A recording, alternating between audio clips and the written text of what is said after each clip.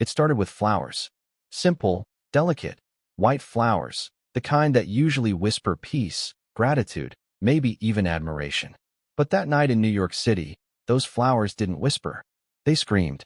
Because when Ed Sheeran, one of the world's most humble, grounded musicians, quietly tossed them into a trash bin outside a Manhattan restaurant, he didn't just reject a gift. He made a statement. A statement that rippled through Hollywood, across social media, and deep into the carefully constructed image of Meghan Markle. Imagine it. Flashbulb snapping. Meghan's signature smile frozen in place. Harry standing awkwardly beside her, his hand tightening on his coat. Ed walking away with that polite British calm. No words, no drama, just quiet dignity. Yet behind that silence was a message sharper than any tabloid headline could write. Before we continue, please hit the like button, subscribe to the channel, and turn on the notification bell for updates. Why would Ed Sheeran, a man known for avoiding celebrity feuds, do something so bold, so symbolic? Was it really about flowers, or was it about something much deeper? Something that's been building for years, underneath Meghan's polished image, beneath the perfectly rehearsed interviews and royal soundbites? And that's where this story begins. The dinner had been planned weeks in advance. Meghan and Harry were back in New York, hoping to reignite their public image after a string of PR stumbles. The Netflix controversies, the Invictus murmurs, the fading fascination that once surrounded their every move. They needed visibility, connection, and Ed Sheeran, beloved worldwide for his music and humility, represented exactly the kind of association that could bring warmth back to their names. A friendly dinner, as Meghan's team called it. But everyone in the know understood, nothing Meghan does in public is ever just friendly. She's a woman who has lived her adult life through lenses. Camera lenses, social lenses, power lenses. To her, the world is always watching. Every smile is a signal. Every moment is an opportunity. And Ed Sheeran was the next moment. That night, Manhattan was alive in that electric way it always is. Yellow cabs streaking through rain-polished streets, camera flashes bouncing off sleek black cars, the hum of conversations blending with the cold October air. Inside the restaurant, the lighting was soft, the atmosphere intimate. Meghan arrived first, of course, with Harry trailing just behind, his posture that mix of protective and weary that's become his trademark. Then came Ed. Hoodie, smile, guitar-calloused hands, and absolutely no entourage. From the outside, it looked like any other celebrity meetup. But from the moment they sat down, people nearby could sense the mismatch. Meghan, in her element, steering conversations toward charity partnerships and shared missions. Ed, polite but reserved, preferring to talk about songwriting, his daughter, and the weird beauty of anonymity. You could almost feel the disconnect. She was trying to make a moment. He was just trying to have dinner. Halfway through, Meghan leaned in, eyes glimmering, tone theatrical, and said something about collaboration. You know, Ed, she reportedly began, the world would love to see us do something meaningful together. Kindness, unity, the power of voices. It sounded harmless enough, but Ed's polite smile didn't quite reach his eyes. He's been in the industry long enough to know when something isn't about connection, but about image. And that's when he started to pull back, not rudely, just quietly. Harry, sensing it, shifted uncomfortably. Meghan, however, pressed on, talking about light in dark times, about what it means to use your platform for healing. The irony wasn't lost on anyone. Here was a man who's built his entire career on sincerity sitting across from a couple whose every gesture seems engineered for optics. And then came the moment that changed everything. As the dinner ended, Meghan reached into a sleek black bag and pulled out a bouquet of flowers, white roses and baby's breath, tied with a cream ribbon. She smiled, that perfect camera-ready smile, and handed them to Ed. Just a small token, she said, as a paparazzi flash coincidentally went off outside. From one heart to another. The people nearby described it as awkward, forced, almost staged.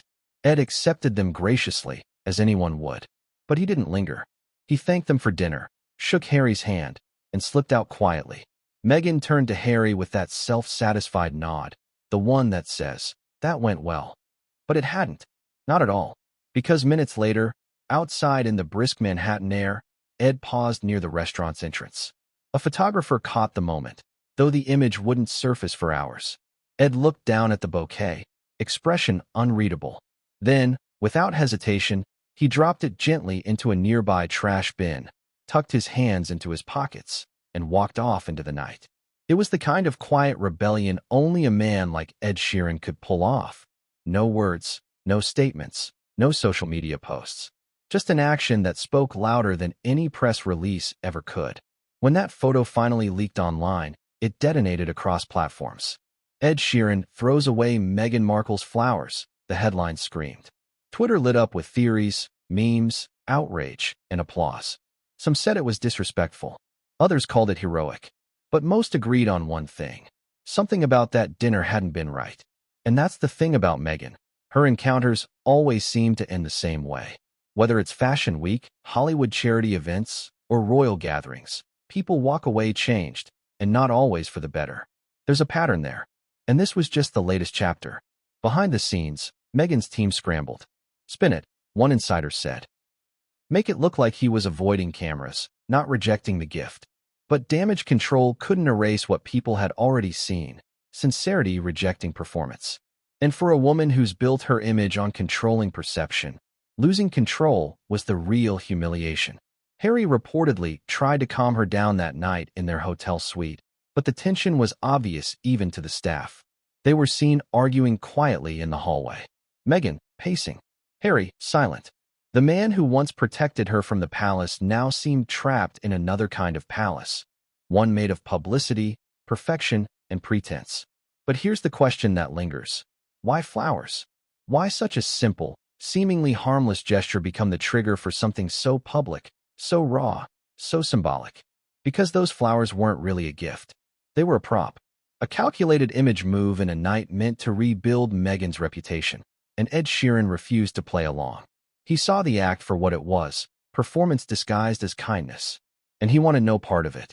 In that one moment, Ed became a mirror reflecting everything Hollywood has quietly begun to feel about Meghan: fatigue. The exhaustion of always being in a show, of every friendship being transactional, of every moment having a hidden agenda. You could almost sense it spreading through the entertainment world in the days that followed, that collective exhale of people saying, finally, someone said no. Except he didn't even have to say it. And yet, what's fascinating is how Meghan interpreted it. In her mind, this wasn't rejection. It was misunderstanding. He probably didn't mean it that way, she reportedly told a friend later. But the truth was harder to swallow. Ed's silence was the message. He didn't know an explanation. He didn't want a feud. He just wanted distance. That's what makes this story so human and so tragic. Meghan has always wanted connection, but on her terms. Every friendship must serve a narrative, every encounter a purpose.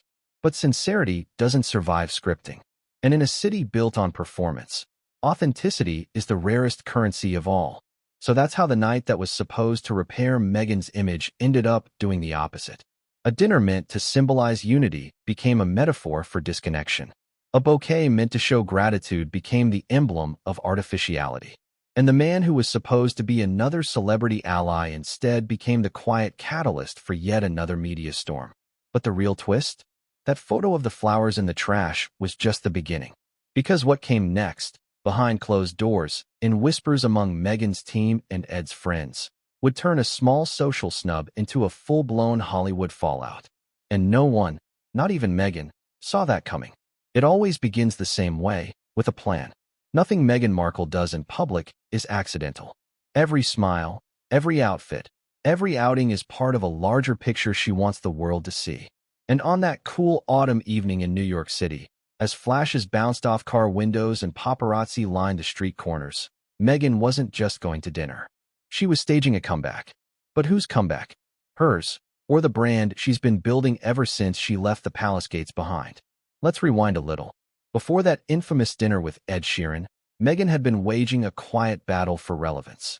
The Hollywood buzz that once surrounded her and Harry was fading. Netflix projects stalled. Podcast deals evaporated. Invictus Events, once her golden opportunity for positive press, had started to feel like tired reruns of a show the audience had stopped caring about. Even fashion circles, once thrilled to host her, had cooled. Paris Fashion Week came and went, and the world barely noticed her absence. So when whispers began about a private dinner with Ed Sheeran, it wasn't coincidence.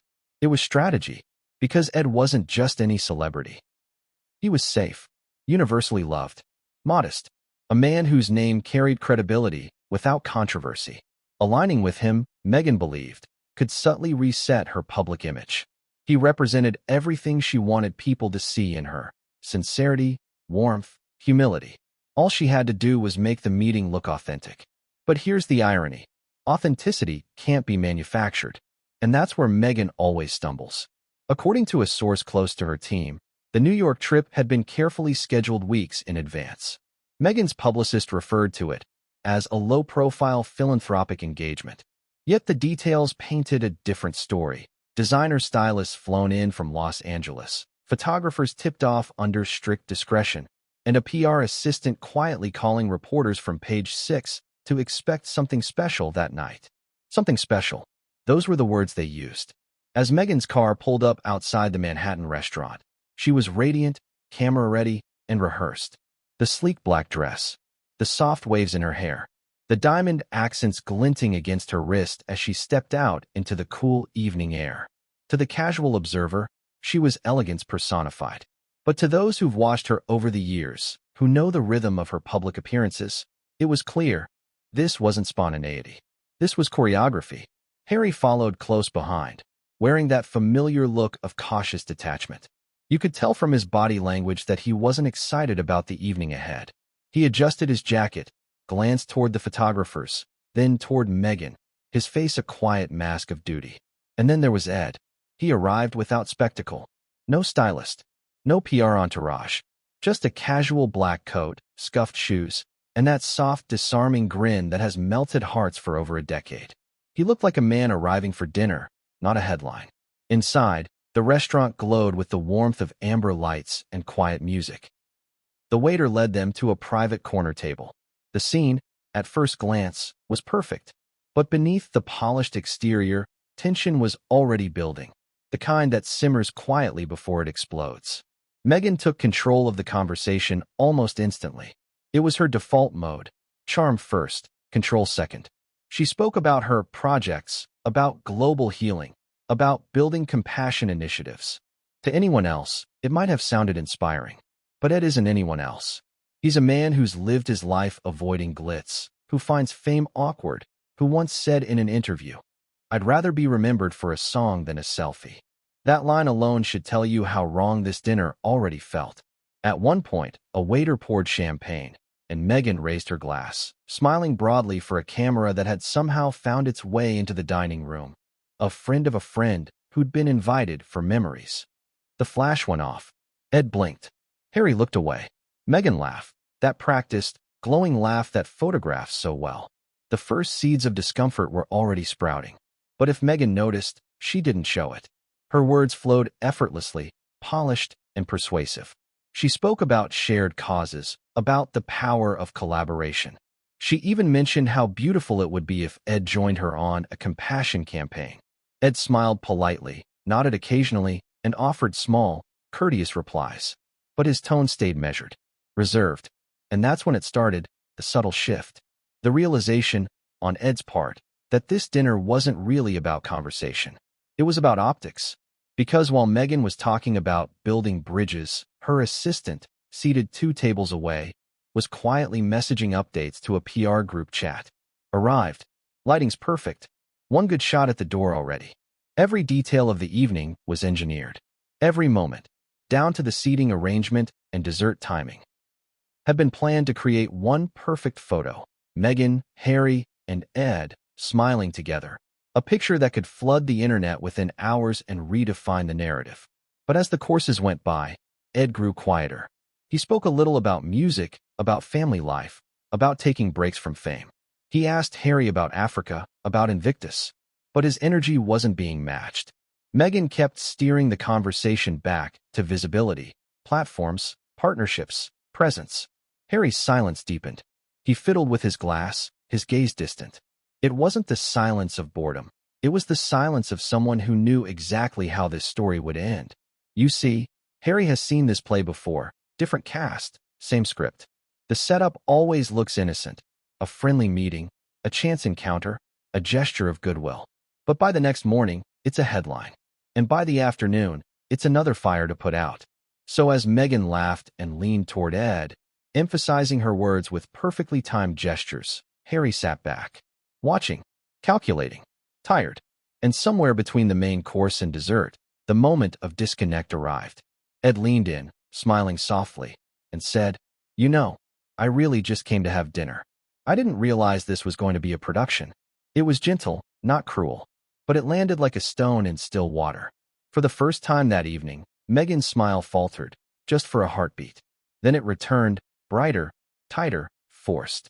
She brushed off the comment with a laugh. "Oh, Ed, you know how the press is. They never leave me alone." But Ed didn't laugh. He nodded, polite again, and took a sip of his drink. The dinner continued, but the air had changed. Conversations became shorter, the laughter thinner. Even Meghan's charm began to strain under the weight of the unspoken tension. And when the waiter brought dessert, a simple tray of chocolate truffles, Meghan used the pause to execute her final flourish, the gift. A bouquet of white roses, wrapped in pale ribbon. She had them brought out with a dramatic flourish, presenting them to Ed as the cameras flashed.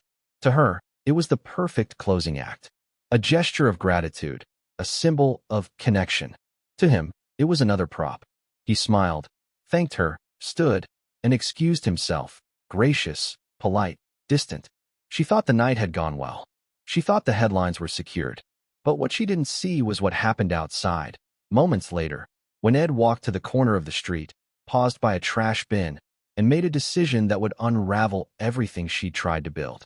Because that gesture, that quiet, deliberate act, wasn't about flowers. It was about truth. And Meghan had just lost control of hers. But what happened during dessert, and what Ed said before he left the table, that was the spark that ignited the fire.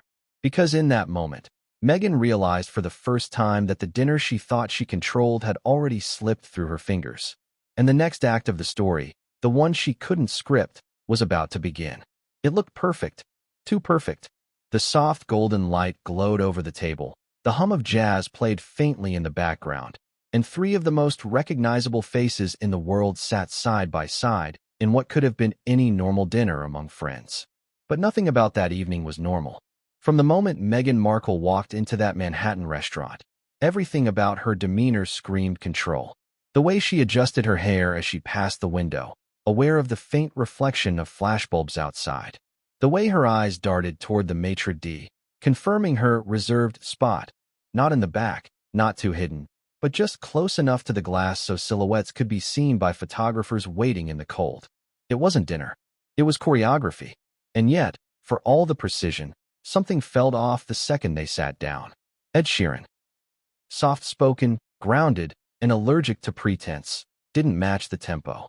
He'd spent the afternoon performing at a small benefit concert for children's hospitals, quietly slipping away before the cameras arrived. To him, this dinner was supposed to be a calm way to reconnect with Harry, whom he'd known distantly through shared charity circles. What he walked into instead felt more like a photo shoot. Harry could feel it too. He sat across from Ed, shoulders slightly hunched, glancing toward Meghan, who was already in hostess mode. She laughed brightly, greeted the staff by name, names she'd been briefed on earlier, according to one source, and immediately began laying the foundation for what her team was calling the warmth reset. This was her chance to be seen not as the Hollywood Duchess, but as the relatable, reformed, friendly figure who just wanted to share dinner with good people. Only one problem. The warmth felt rehearsed. As the first course arrived, a delicately plated salad that no one touched, the conversation started light. Meghan complimented Ed's new album. "Your music always feels so human," she said, her voice laced with practiced sincerity. Ed smiled politely. "Thanks. I just write what I feel." That should have been the bridge, an opening for genuine connection. But Meghan steered it immediately. "Exactly," she said quickly. "That's what I've been trying to do with my projects, too. Tell stories that heal." And just like that, the focus shifted. The waiter poured wine. Meghan continued, effortlessly weaving from topic to topic. Compassion, female empowerment, storytelling. Every line sounded ready for a headline. "We need to redefine influence," she said at one point. It's not about attention. It's about intention. The irony hung heavy in the air. Harry shifted in his seat, tracing the rim of his glass. He'd heard this before, the same cadence, the same performance. He admired her drive, sure, but he also knew the difference between authenticity and presentation. And right now he could tell Ed did too. Ed listened, nodding occasionally, but his responses stayed grounded. That's a good way of putting it, he said softly. I think influence comes when you stop thinking about it. Meghan smiled again, but it wasn't a genuine smile. It was the kind that stretches too long, the kind that tries to hold power over silence. The waiter came back with another round of drinks. Harry thanked him quietly. Meghan complimented his professionalism. Ed simply nodded. The contrast between them couldn't have been clearer. Here was Meghan, trying to craft a narrative. Here was Ed, uninterested in playing a role. And here was Harry, stuck somewhere in between, a man watching his public life repeat itself, scene by scene. It wasn't the first time he'd sat through a dinner that felt more like an interview than an evening out. As the main course arrived, Meghan leaned forward again. You know, Ed, she began, we've always admired your work with mental health awareness. It's such an important issue. Maybe someday, we could join forces, do something meaningful, powerful, something that brings people together. The words were smooth, carefully delivered. She'd said variations of them to countless people, producers, activists, CEOs, and it always landed well. But not this time. Ed's expression didn't change, but his energy did. His shoulders straightened slightly, his tone cooled. That's kind of you, he said. But I usually just help quietly when I can. There it was, the gentle boundary. The polite refusal wrapped in kindness. Meghan blinked, caught off guard. Then, quick as ever, she pivoted. Oh, of course, she said. We're the same way. We just like to use our visibility for good. The word visibility hung between them like a fragile thread. Harry took a slow sip of his drink. He didn't look at her. He didn't look at Ed either.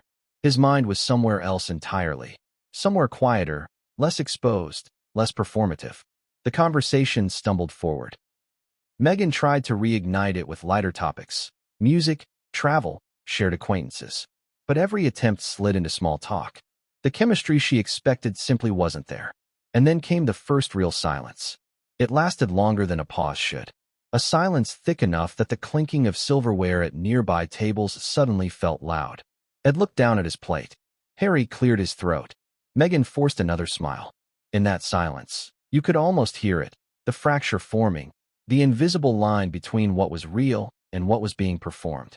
But then, something happened that Meghan didn't expect. The restaurant's background music changed. One of Ed's own songs started playing softly over the speakers. A coincidence, maybe, but it broke the rhythm. Ed chuckled, just slightly. Guess I can't escape my own voice. Harry laughed quietly. It was the first genuine moment of the night. Meghan saw it, and immediately seized it. See, she said brightly. It's a sign. The universe wants this collaboration to happen. The air went still again.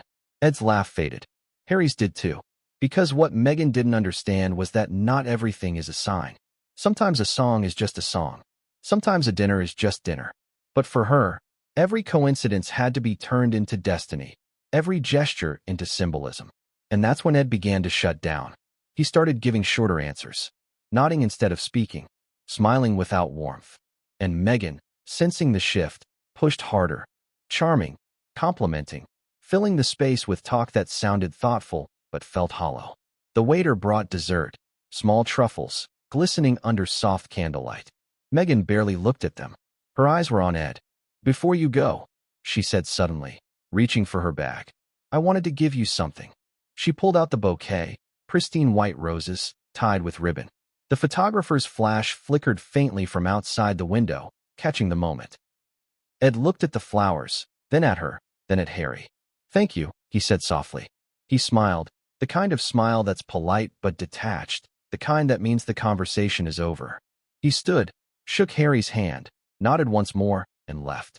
Meghan sat back, exhaling. That went perfectly, she whispered. Harry didn't respond.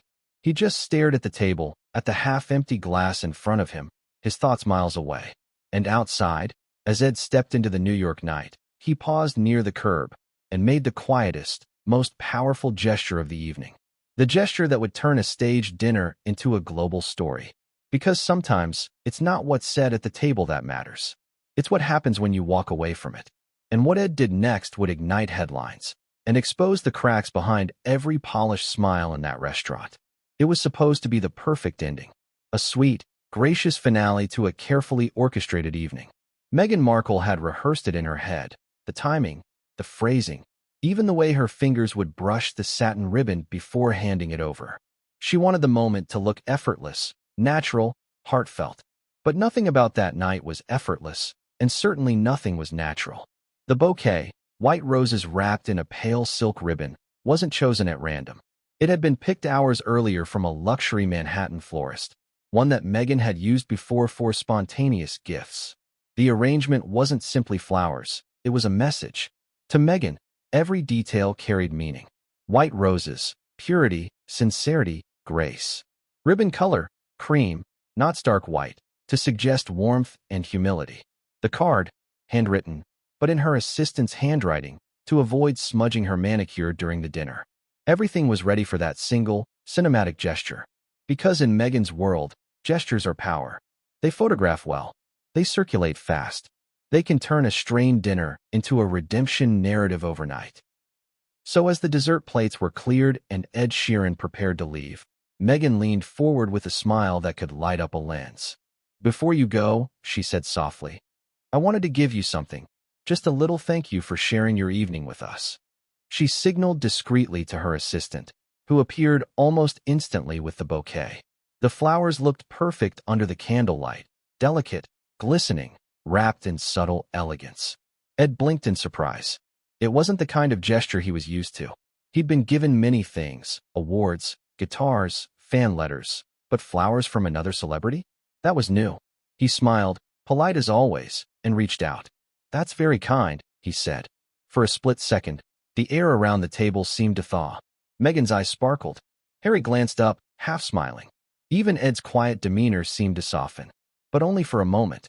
Because just as Meghan intended to hold that beat, to let the flashbulbs outside immortalize the image, Ed turned slightly away, his body language instinctively resisting the performance. The cameras outside caught half the shot. Meghan's face, luminous. Ed's hand, mid-gesture. The flowers, centered. A perfect frame, but missing the connection. And in that tiny, imperceptible instant, the energy shifted. What Meghan meant as a kind gesture, Ed saw as something else entirely. You could see it in his eyes, that flicker of discomfort, the same kind that flashes when someone realizes they're part of a show they didn't agree to join. To him, the flowers weren't gratitude, they were theater. A prop for a picture. A closing act designed for headlines. Because Ed Sheeran doesn't play those games. He's the kind of person who avoids the front row at award shows, who slips out of parties early, who once told an interviewer, "I write songs to escape noise, not create it." And here he was, being handed a moment dripping in publicity, staged by someone who thrives on it. He took the flowers. Thanked her again. Smiled once more, gently, but without warmth. Then, without another word, he stood up. Harry rose with him, extending a handshake. "It was good seeing you, mate," he said. His voice carried something between apology and exhaustion. Ed smiled again, this time, genuinely, for Harry's sake. But when he turned back to Meghan, his eyes had changed. There was distance there now, not anger, not judgment, just quiet withdrawal. The kind that says, "We're not the same." Meghan, oblivious to it, tilted her head and offered one final smile. "Let's do something meaningful soon," she said. Ed nodded. "Sure." Then he left. The door closed behind him, and the sound seemed to echo longer than it should have. Meghan turned to Harry, exhaling with satisfaction. "That went well," she said. Harry said nothing. He just reached for his drink again, swirling what was left at the bottom of the glass. Outside, Ed stepped into the brisk Manhattan night, bouquet in hand. The street was lined with photographers, flashes ready, questions flying. "Ed, how was dinner? Was Meghan nice? Any collabs coming?" He said nothing, just gave a small wave, the same calm smile he gives fans outside concert halls. Then he turned down the block, heading for the car waiting at the curb. That's when it happened. The flowers slipped slightly in his hand. He looked down at them, the perfect white roses now crumpled at the edges, the ribbon fluttering in the wind. For a moment, he stood still, staring at them, as if seeing something symbolic, something false. Then, quietly, almost gently, he walked toward a silver trash bin beside a lamppost. He looked around. No theatrics, no hesitation, and placed the bouquet inside. Not tossed, not thrown, but placed. Deliberately. It was a silent act, but it spoke volumes. And of course, someone saw. Across the street, a freelance photographer had been waiting for a quote or a picture of Ed waving goodbye. Instead, he captured the shot that would set the internet on fire. Ed Sheeran, alone, walking away from Meghan Markle's gift. The flowers visible. The gesture unmistakable. Within hours, that image would spread like wildfire. But at that moment, Ed wasn't thinking about headlines. He was thinking about sincerity. About how some people say everything by saying nothing at all. Inside the restaurant, Meghan was already celebrating. Her assistant was drafting captions for social media. A lovely dinner with friends. Inspired to keep spreading kindness. The irony was almost poetic. She had no idea what was happening outside, or what that single act was about to trigger. Because when that photo hit the tabloids the next morning, it would do more than make headlines. It would peel back the curtain on the very thing Meghan had been trying to control, her image. Comment sections would explode. Some defending her, others mocking her. But the conversation wouldn't be about the flowers. It would be about authenticity. About how easily people can spot performance now. And in the midst of that global buzz, Harry would once again find himself caught in the crossfire. Torn between loyalty to his wife and quiet understanding of the man who had just, wordlessly, rejected her gesture. But none of that was visible yet. That night, in that moment, the restaurant doors closed behind Meghan and Harry as they stepped out into the cool air. She waved, radiant under the streetlights. Harry managed a polite smile. Cameras flashed. It was the image she wanted, almost. Because what she didn't know was that, just a few steps away, her perfect gift was sitting in a trash bin, surrounded by city litter and cigarette ash. And that one photograph, that quiet contradiction, would undo hours of planning and months of image repair. Because no matter how much you control the lighting, the angles, the framing, you can't stage authenticity.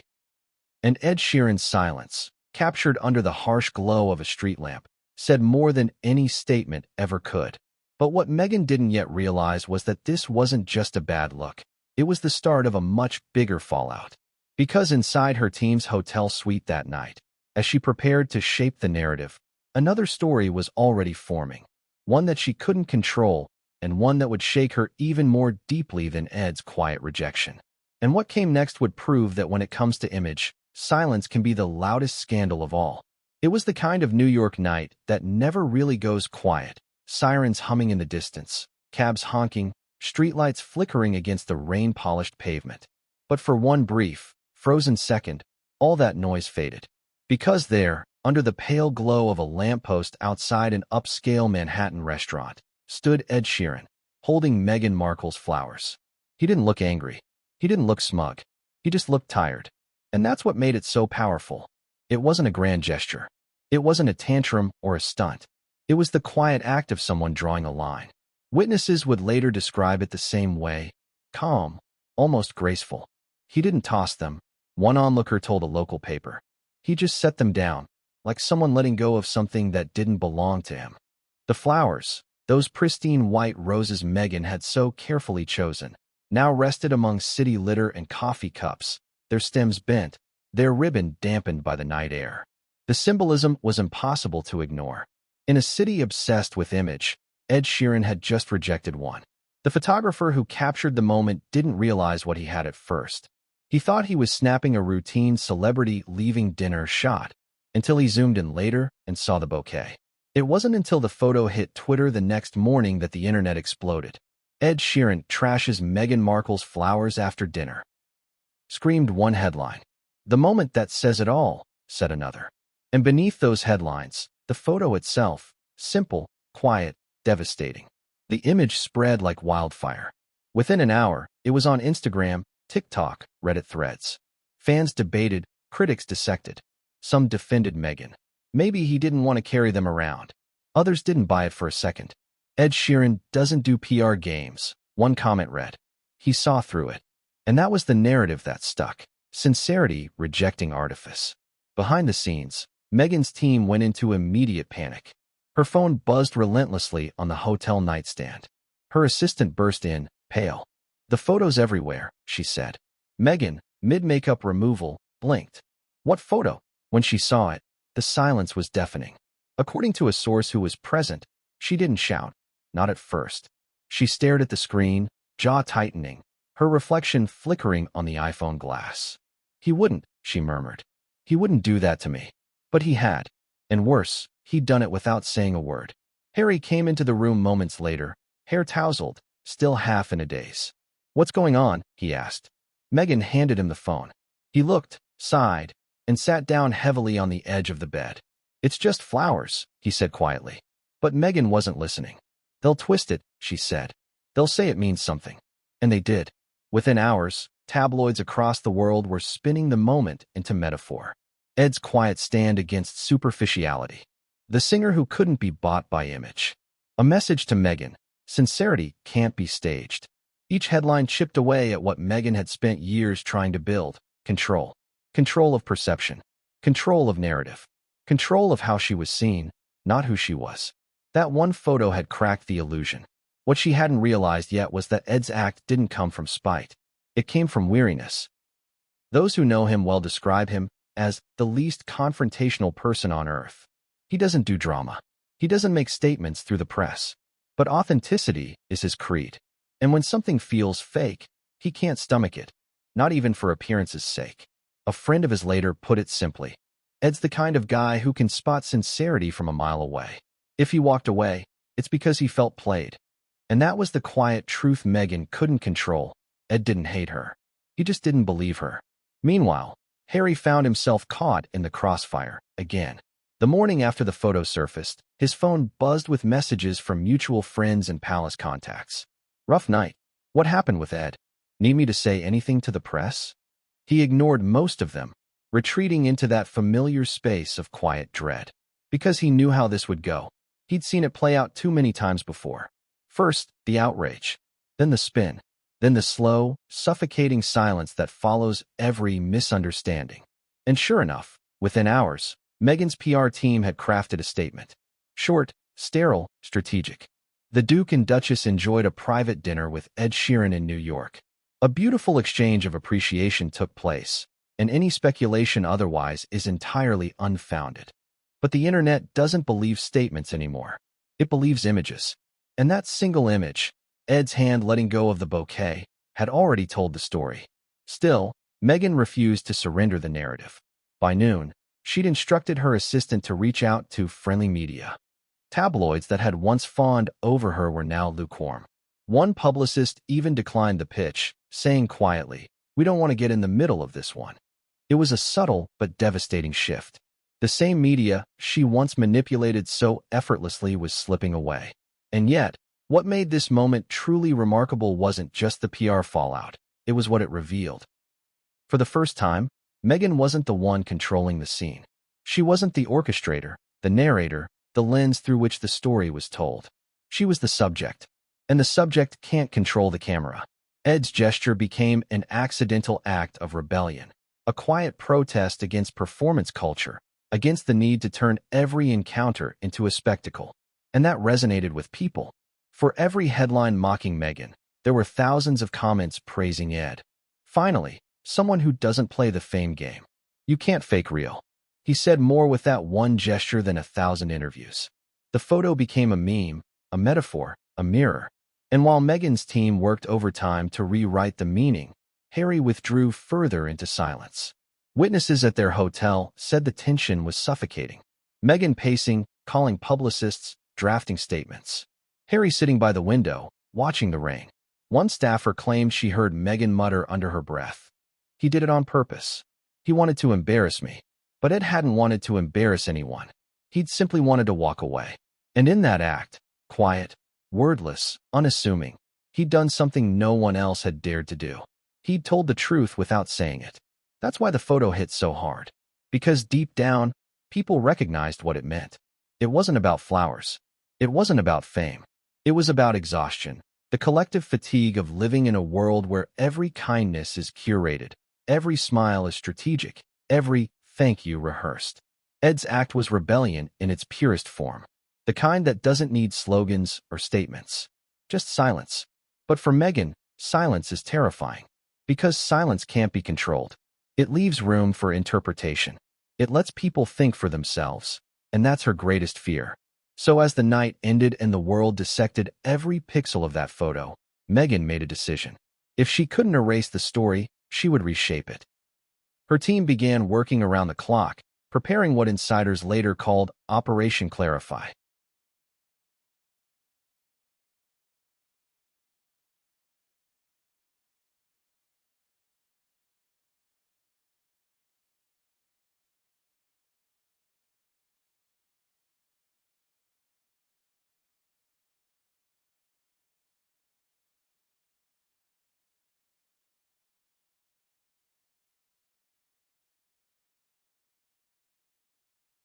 They would make it look like a misunderstanding, a scheduling issue, a gesture taken out of context. But behind those frantic calls and endless drafts, something else was happening, something no one expected. Because while Meghan was fighting to rewrite the story, someone close to her was already leaking another one. And that leak, whispered from inside her own circle, would turn Ed's quiet statement into a storm that would threaten to pull everything down with it. What came next would prove that sometimes the real drama doesn't happen in front of cameras. It happens when the lights go out. And for Meghan, the lights were about to go out in a way she'd never experienced before. By sunrise, the photo was everywhere. The image of Ed Sheeran dropping Meghan Markle's flowers into a trash bin wasn't just viral, it was unstoppable. Every tabloid, every blog, every social media platform had its version of the story. And worse, every version told it a little differently. Some made it sound like a casual oversight, others like a deliberate insult. But to the millions of people scrolling through their phones that morning, the narrative was crystal clear. Ed Sheeran had quietly rejected Meghan Markle. And that, in her world, was an unforgivable blow. Inside the luxury Manhattan suite where Meghan and Harry were staying, the mood was tense.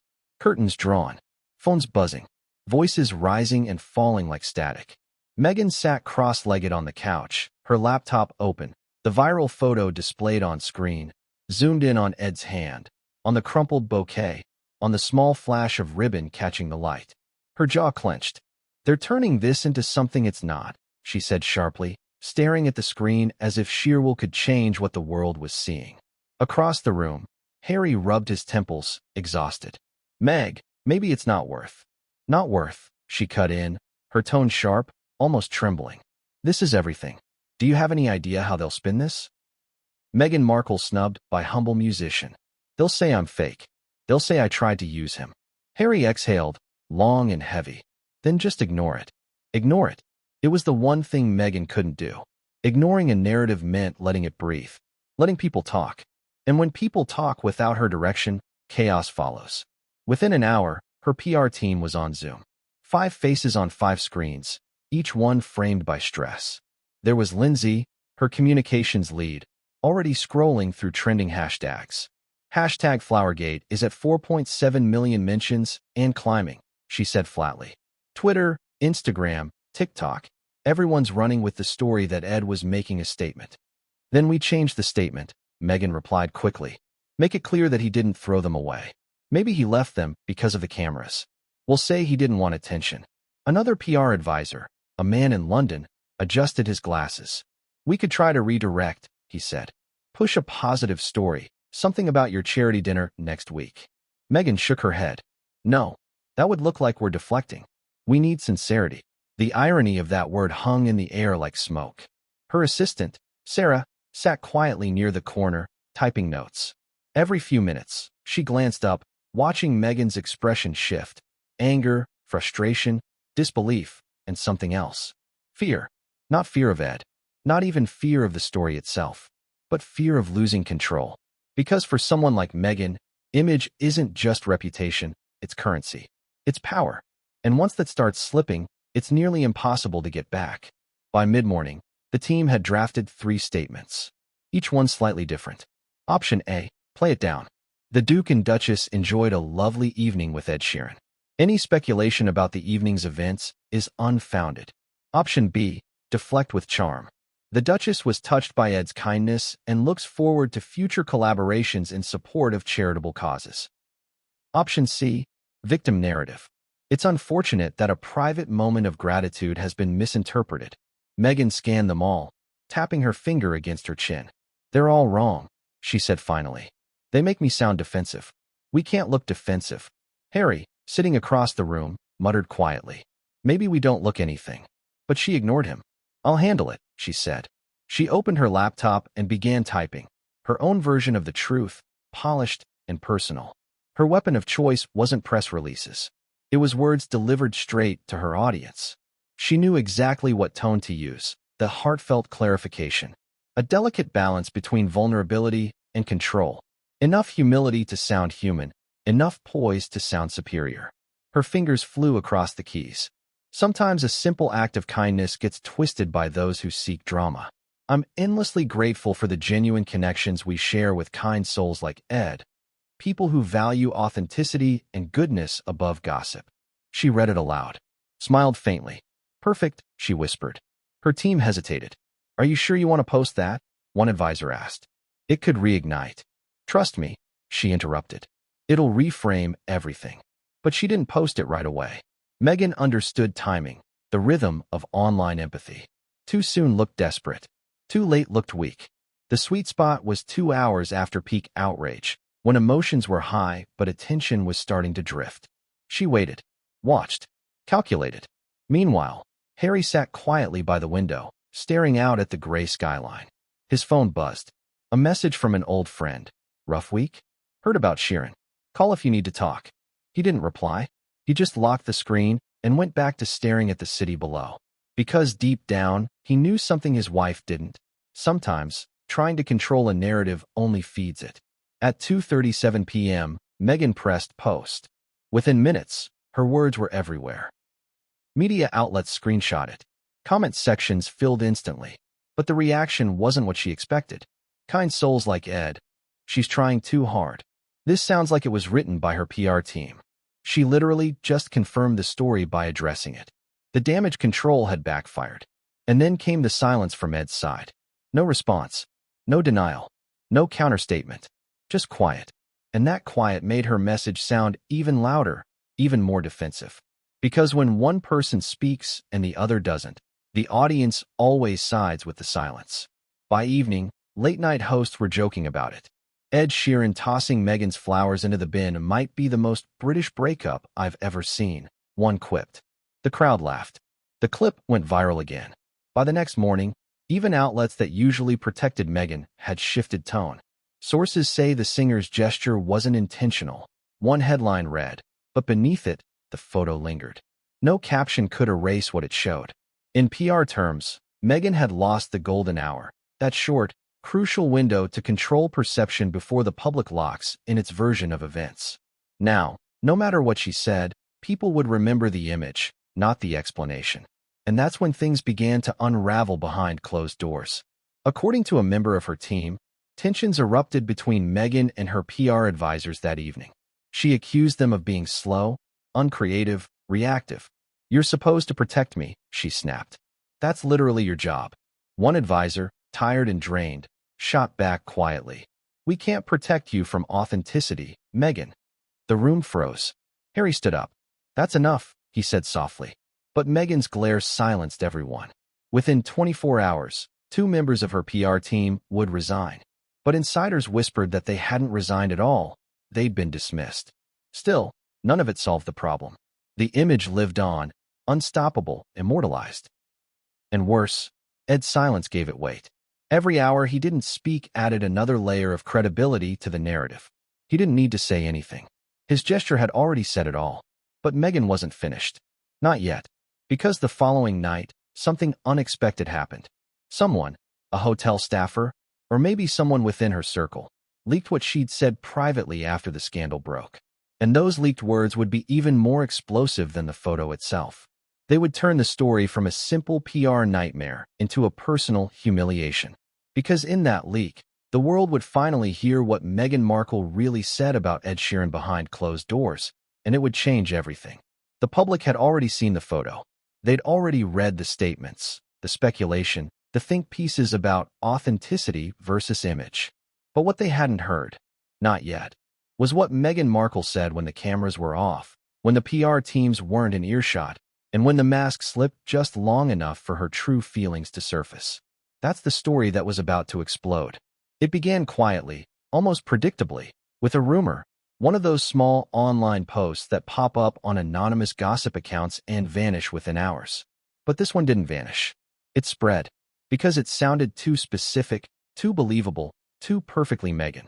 The post appeared on a celebrity forum late one night, written by someone claiming to be a hotel employee. It read, "I work at the hotel where Meghan Markle and Prince Harry are staying. She was furious last night, screaming about how Ed Sheeran made her look stupid and calling him ungrateful. Said something about how she was just trying to give him good press and that he threw it in her face." At first, no one paid attention.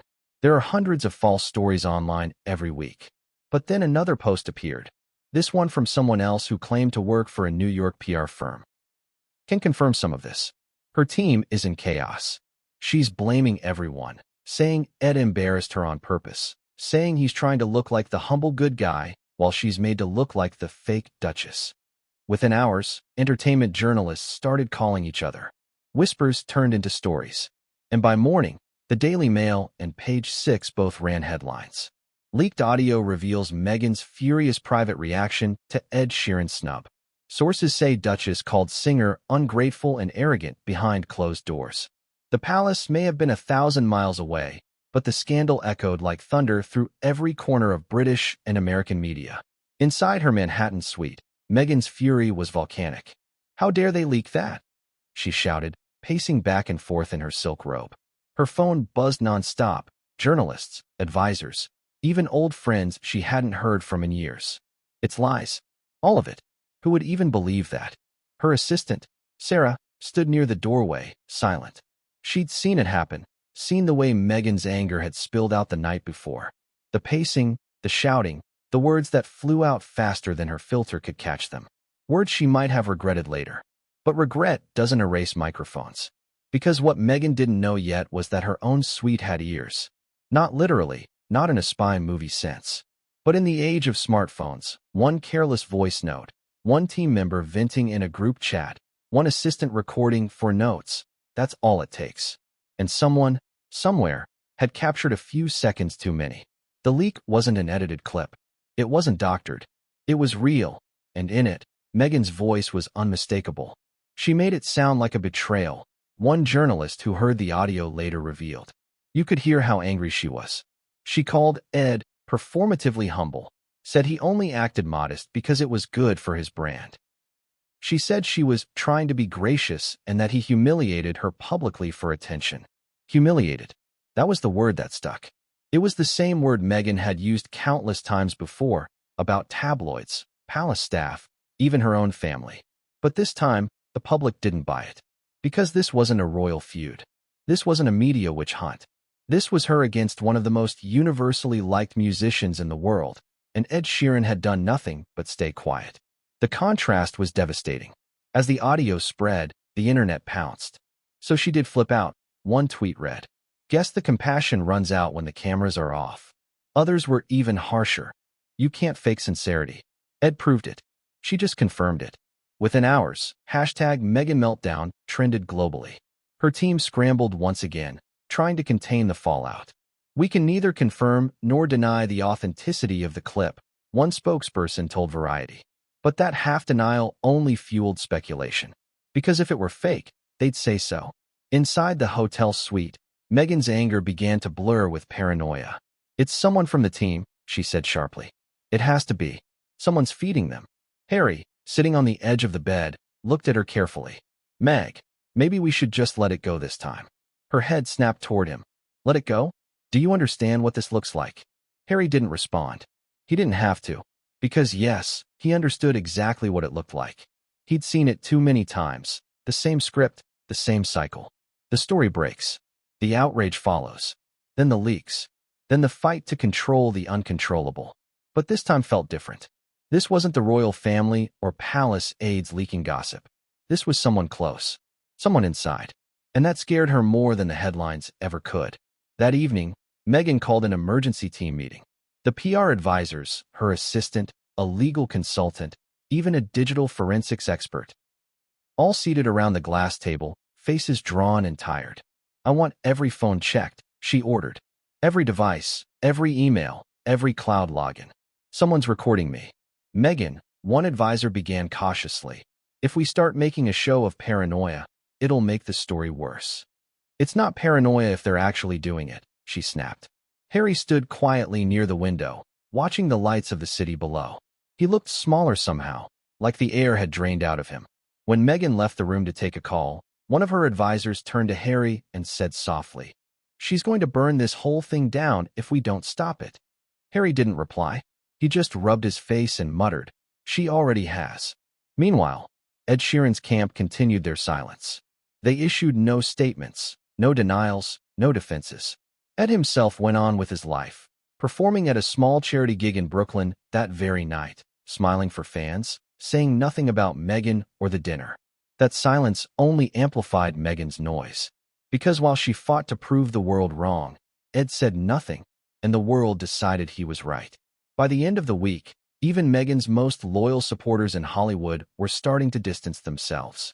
A producer who had once championed her podcast quietly declined to comment when asked about the controversy. A fashion designer who used to send her samples suddenly had no new collections available. In private, her inner circle was shrinking.